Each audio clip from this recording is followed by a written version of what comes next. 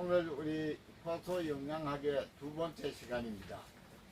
이 효소 영양학에 대해서 우리가 몰랐던 것을 알게 됨으로 인해서 목적이 뭐냐면은 하나님의 주신 생명을 우리가 최대한으로 아름답게 보존하고 또 아름다운 생활을 할 수 있도록 하나님 아버지께서 주신 것을 우리가 확실히 깨닫고 우리의 의지대로 살아가지 않고 생명을 주신 하나님의 의지대로 살아갈 수 있도록 우리의 생명을 아름답게 하여서 영육간에 우리가 건강을 찾기 위해서 공부를 합니다. 이 공부 시간을 통해서 여러분에게도 건강이 비춰지고 건강이 이루어질 수 있는 하나님의 능력만 임하게 하여 주실 줄로 믿어요. 그렇기 때문에 우리가 이제 이 효소가 뭐냐 하면은 그 효소에 대해서 우리가 조금 공부를 좀 해야 됩니다. 지난번에는 효소 영양학의 분류였고 오늘은 효소 영양의 2가 뭐냐면은 그 효소에서 가장 중요한 게 균에 대한 거와 첫째 우리가 뭐냐면 균에 대한 여러분이 우리가 이제 그 마이크로밤 균에 대한 이야기 그 다음에 이 효소의 목적이 뭐냐면은 소화입니다. 소화. 네? 이 효소의 오늘 균에 대한 거와 그 효소의 목적에 대한 효소가 얼마나 중요하다는 것을 이야기하고자 합니다. 이 균이 뭐냐면은 뭔 균이 있나 3가지가 있습니다. 3가지 그 균, 이게 첫째가 무슨 균이냐 하면은 그 우리가 그 소화에 관계되는 소화균. 그 다음에 이제 뭐냐면은 신진대사균. 우리가 몸 전체를 다루는 2번째고 3번째는 뭐냐면은 우리 몸 속에 잠재되어 있는 잠재 대사균 이렇게 나눌 수가 있어요. 그래서 우리가 제일 좋은 게 뭐냐 하면은 제일 중요한 게 뭐냐 하면은 소화균이에요. 소화균. 이게 제일 중요한 겁니다. 근데 이 소화균이 어디서 오느냐? 여기서. 네? 여러분, 소화균이 뭐냐면 내 체내에 있는 소화균이에요. 이거는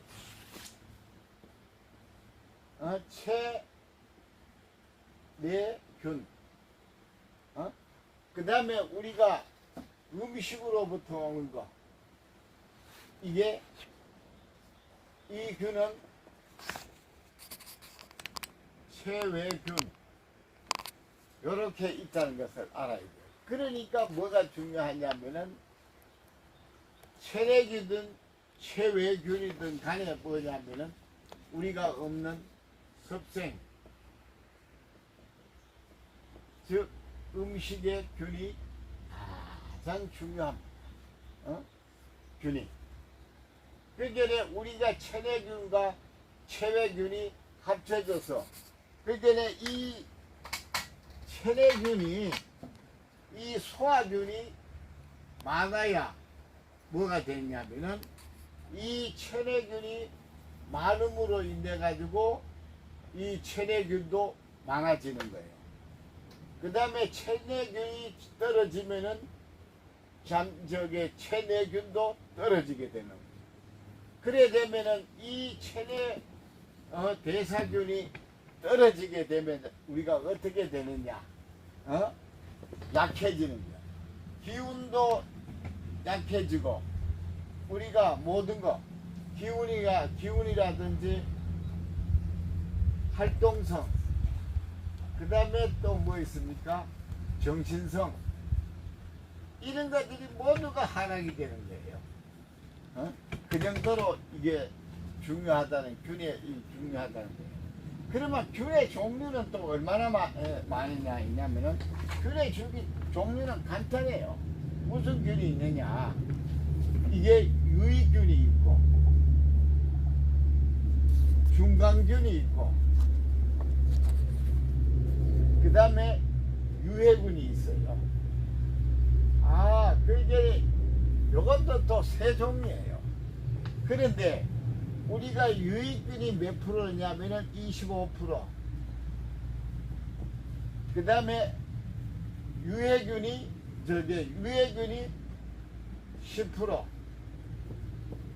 뭐 15% 그래도 됩니다. 그 요게 이제 그 돼서 유해균이 10%만 문제 그러면 35% 되잖아요. 그 유해균이 65%가 됩니다. 근데 요거는 전부 다 조사 기관마다 약간씩 틀려요.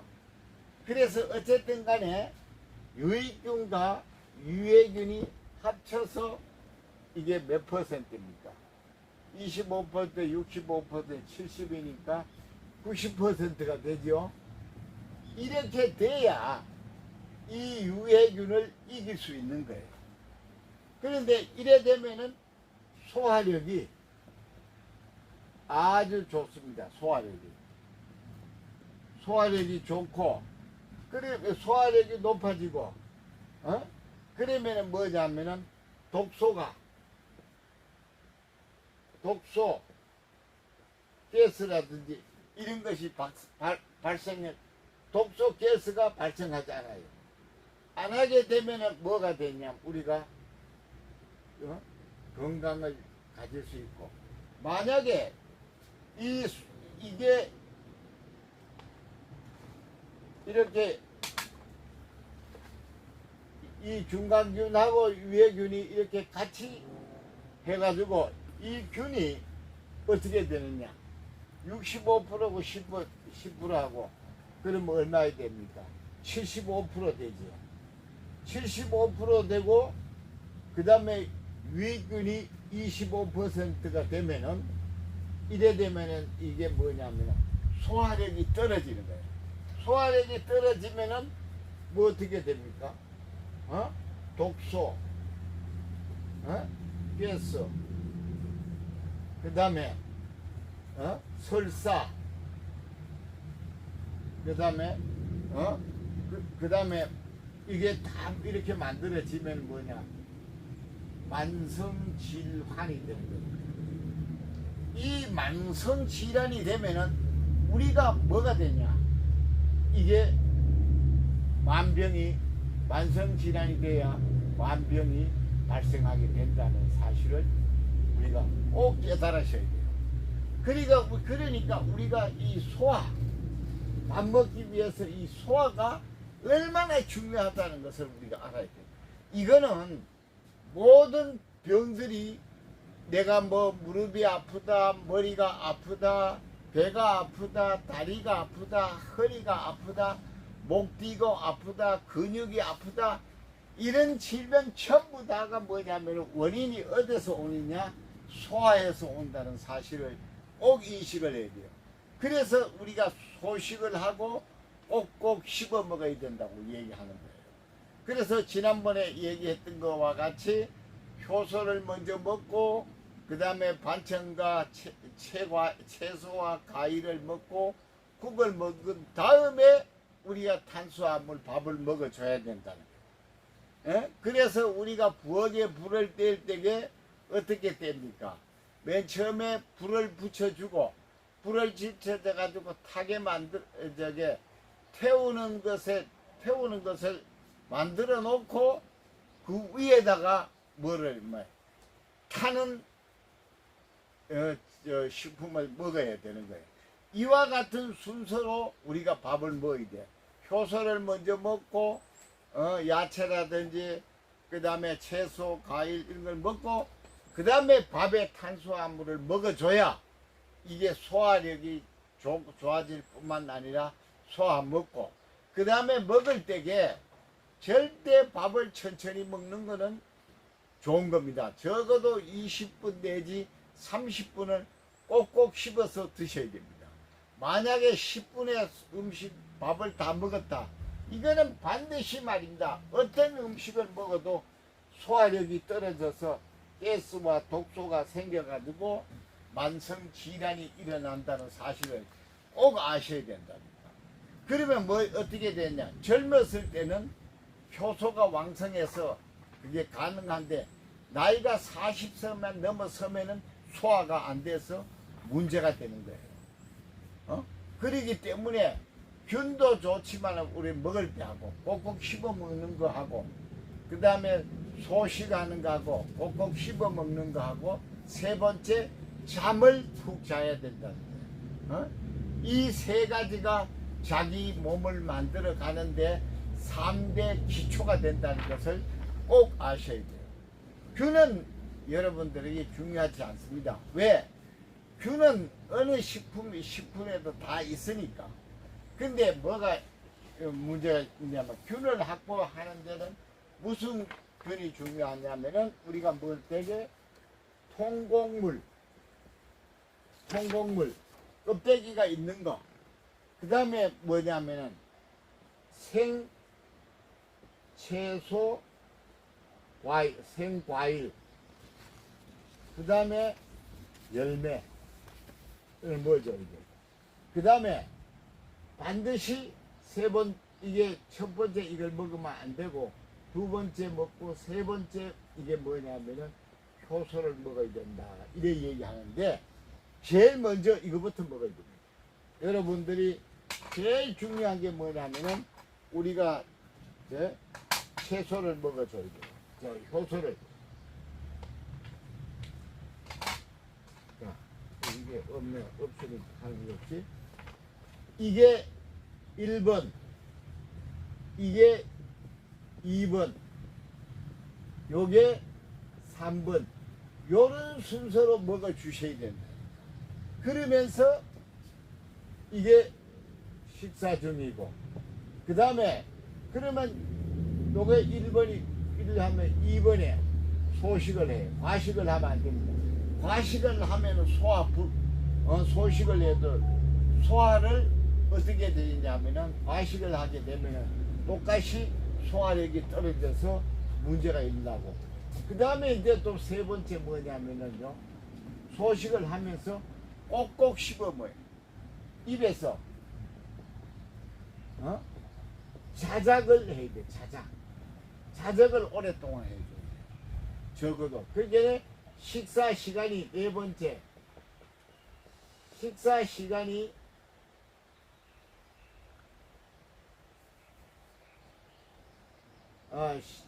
식사 시간이 말입니다. 적어도 20분에서 30분 이상이 돼야만 좋다는 겁니다. 이게 절대적으로 해 주셔야 돼요. 만일 이걸 해 주시 아니고 그 다음에 다섯 번째 뭐냐면은 잠 7에서 8시간 푹 주무셔 주셔야 돼요. 이걸 지키지 않으면은 하루 장사라도 못 베겨냅니다. 이게 자연의 섭리예요. 우리는 이 자연의 섭리가 우리가 따라 주셔야 돼요. 근데 이 섭리를 따라주지 않으면 절대로 안 되는 겁니다. 오늘도 제가 상담을 했는데 한 5, 6년 만에 어제 이제 만났습니다. 만났는데 그 집사님 뭐 어디가 몸이 불편합니까? 그렇게 할 때에 무릎이 불편하다고 그러시더라고요. 그 무릎이 불편한데 그래서 내가 뭐라고 말씀을 드렸냐면은 집사님께서 소화가 안 돼서 그래서 우리가 소화를 잘 시킬 수 있도록 이제부터 고쳐줘야 무릎이 낫습니다. 내가 소화를 고치지 않고는 소화를 개선시키지 않고는 도저히 말이야 무릎을 치료해도 그거는 임시지 순서가 아니라고 말씀을 드렸어요. 그러니까 뭐냐면 자기가 소화가 잘 안 된다는 거예요. 그러니까 모든 것이 이 병의 원인은 소화입니다. 소화에 모든 것이 달려져 있다. 우리가 이것을 꼭 분명히 이제 아셔야 돼요. 그래서 뭐냐면은 우리가 왜 이 효소를 먼저 먹어야 된다고 이제 이야기를 하느냐면요. 이 효소를 먹어야 효소가 준비된 이게 뭐냐면은 불소식이에요. 그 다음에 뭐냐면은 두 번째 생야채나 생채소라든지 생과일이라든지 열매들은 뭐냐면은 태울 수 있는 나무예요. 나무. 그리고 통곡물은 뭐냐면은 타는 음식이에요. 그러면은 우리 소장에서 탄다는 것이 소장에서 뭐가 되는 걸 말하냐면 발효가 되는 거예요. 발효가. 소장에서 발효가 돼야 위장에서 발효가 된 것이 그게 분자예요. 그게 어디로 내려갑니까? 이게 뭐로 소장으로 내려가 가지고 소장에서 뭐로 바꿔지느냐 하면은 혈류로 바꿔지는 거예요.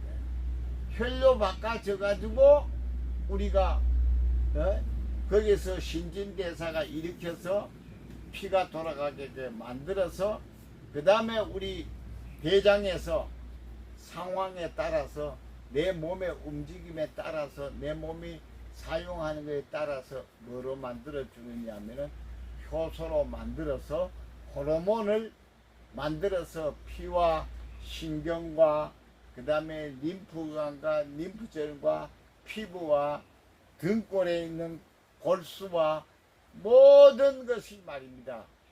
정맥과 동맥과 피는 말하면 정맥과 동맥과 모세혈관을 통해서 우리 몸 전체가 돌아가게 하는 겁니다. 그래서 이걸 우리가 알고 생활하는 거하고 모르게 생활하는 거하고 다릅니다. 그러면 그게 어떻게 되느냐? 우리가 기름에 튀긴다든가 뭡니까? 식품 첨가제를 넣어가지고 우리 입에 좋은 걸 먹으면은 독이 되는 거예요. 어디에 좋은 게 먹어야 되냐면은 위장에 좋은 음식을 먹어줘야 되고 내 몸에 좋은 음식을 먹어줘야 돼요.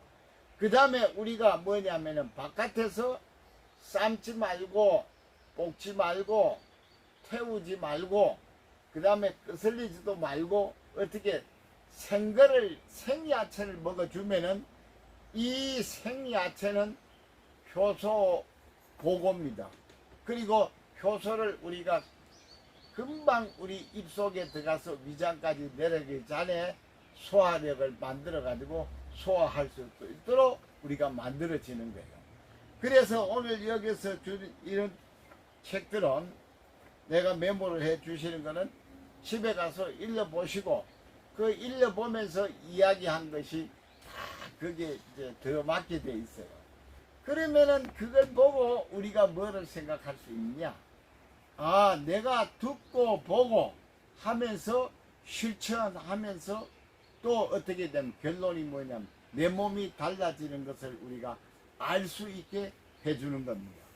그렇기 때문에 우리는 조화가 뭐냐 하면은 교육이 뭐냐면은 우리를 선택할 수 있는 것, 또 우리를 개선시킬 수 있는, 우리를 바꿀 수 있는 능력이 전부 다 교육과 자기가 의식과 체험에 달려 있다는 사실을 꼭 아셔야 됩니다. 우리 성경에도 말입니다. 지식을 알라고 얘기하는 게 아니라 하나님을 체험함으로써 체험의 종교고 체험의 능력이 우리의 신앙인 줄 믿습니다. 그러기에 모든 분들이 우리 신앙이나 우리가 소화력을 해서 우리 몸을 매일매일 새 세포를 만들 수 있도록 하는 능력이나 동일하다는 거예요. 내가 몸이 아프고 소화가 안 되면은요, 우리가 하나님을 만날 수가 없어요. 왜? 생명력이 약해지면은 하나님이 우리에게 오고 싶어도 못 오는 거예요. 그러니까 우리가 체내가 기가 있어야 되지. 하나님이 우리에게 주신 기를 받아서 우리가 우리답게 돼 가는 겁니다. 그러니 우리가 이 얼마나 하나님의 말씀이나 우리가 집에 와서 식생활하는 섭생이나 다 동일하다는 것. 왜 그래 동일하느냐? 그게 뭐냐면은 생명의 말씀이 생명공학으로 이루어지는 거예요. 우리 식사는 생명공학으로 이루어지고 하나님의 말씀은 말입니다. 하나님의 은혜로 우리가 힘을 들이지 않고 내가 식사만 잘 해가지고 내 몸을 보존해가 있으면은 하나님의 은혜가 우리에게 임했을 때에 우리가 거기에서 반응을 해가지고 조화를 이루어서 우리 세포들을 어떻게 합니까? 새 세포를 창조해내고 암세포라든지 문제되는 세포를 만들어지지 않게 하는 거예요.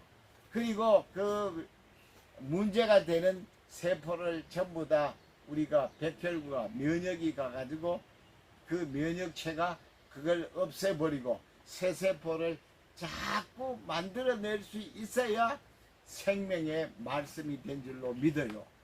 똑같습니다. 그러니까 하나님의 말씀이나 우리의 나의 소화력이 하나님의 말씀의 은혜력하고 똑같다는 사실을 우리가 꼭 잊지 말고 기억해 주시기를 바라요. 그래야 뭐냐면 내 장이 튼튼해야 내 뇌도 튼튼해지는 겁니다. 그래서 장과 뇌는 일치한다. 그래서 장과 뇌가 일치한다는 것을 제가 보여줄게요.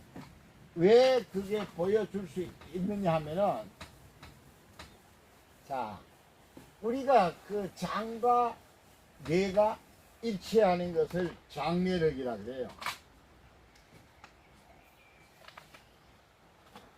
이 장과 뇌가 일치해서 일어나는 것을 장뇌력이라 그래요. 근데 장뇌력이 되는데 이 장은 우리가 장과 뇌가 있는데 장은 어떻게 되어 있느냐 하면은 영어로는 커트라 그래요. 요새 그런 거 많이 나오죠. GUT라 그래요. 그 다음에 뇌는 브레인이라 그러죠. 브레인이라 그래요. 근데 요 브레인에 요 뇌에 저 장에 있는 미생물하고 뇌에 있는 파장하고 어떻게 그 크기가 같냐 하면은 장은 이게 10의 마이너스 13승이에요. 그 다음에 뇌는 10의 마이너스 14승이란 말이에요. 이게 전부 다 전자입니다. 전자. 에? 우리 눈에 안 보여요. 현미경으로 큰 데를 해야 되지 우리 눈에 안 보여요. 그래서 이 장뇌력이 일치돼야 뭐냐, 우리 몸을 건강하게 건강하게 만들 뿐만 아니라 건강하게 사용되는 거예요. 그래서 요새는 이 체가 몸이 건강해야 뭐야, 이 정신도 건강한 거예요. 여기는 이 뇌에서는 정신이고 그 다음에 정신이고 이 장에서는 뭡니까? 이 체, 즉 몸이잖아요. 이게 말이야 같이 돌아가는 거예요. 근데 이 뇌가 이상하다, 정신이 이상하다 하면은 이 반드시 이 소화란 문제가 생깁니다. 그래서 우리가 그래서 장뇌력이 일치한다 이런 겁니다. 그래서 장에서는 제일 중요한 게 뭐냐면은 혈류, 피 흐름. 그 다음에 브레인 정신에서는 뭡니까? 몸에서 이건 정신이죠. 그게 이 정신이란 말이에요. 혈류가.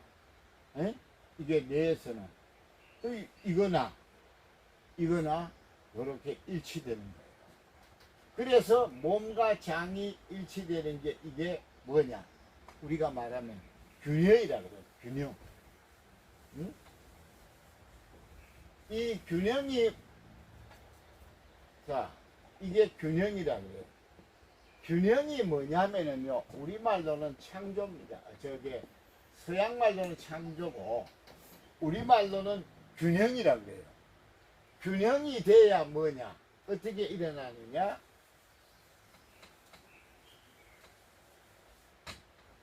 균형이 돼야 세 가지 작동이 벌어져요. 어떻게 되냐면 몸이 자기장 움직여요. 자기 자신이 생명으로 움직이고, 그 다음에 에너지장, 에너지가 솟게 되는 거예요. 그 다음에 뭐냐면 생명장. 이게 균형이 돼가 조화가 돼가지고 우리 자신이 말입니다. 예? 생명력을 존재력, 이 존재력을 발휘할 수 있는 거예요. 이게 존재력이 발휘 못하면은요 문제가 생기고, 그 다음에 이 환경이 말입니다. 내가 환경을 이렇게 지배할 수가 없어요. 환경에 지배 당하기 때문에. 예? 그래서 우리가 이 효소가 얼마나 중요하다는 것을 여러분들이 아셔야 돼요. 그래서 옛날에는 분자 면역이라고 해요. 분자 면역이라고 해요. 그런데 우리 요즘은 뭐냐면은 원자 면역이라고 해요. 그러면 분자 면역하고 원자 면역이 어떻게 다르냐? 이 분자 면역, 원자 면역은 이거는 뭐냐면은 물질 중심이에요. 물질이 중심이 되고, 이거는 뭐냐? 전자, 원자 중심이에요. 그래서 원자 중심이기 때문에 이거는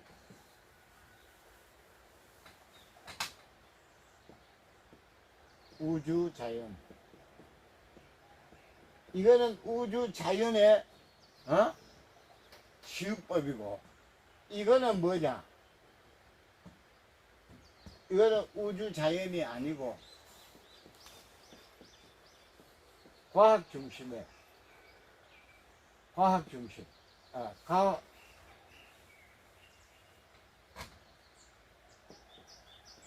과학과, 이건 뭡니까? 화학으로 다루는 거예요. 그래서 이 약은 100% 이겁니다. 약, 이거고, 예? 이거는 뭐냐? 약이 아니고 전부 다 음식입니다. 그래서 이걸 섭생.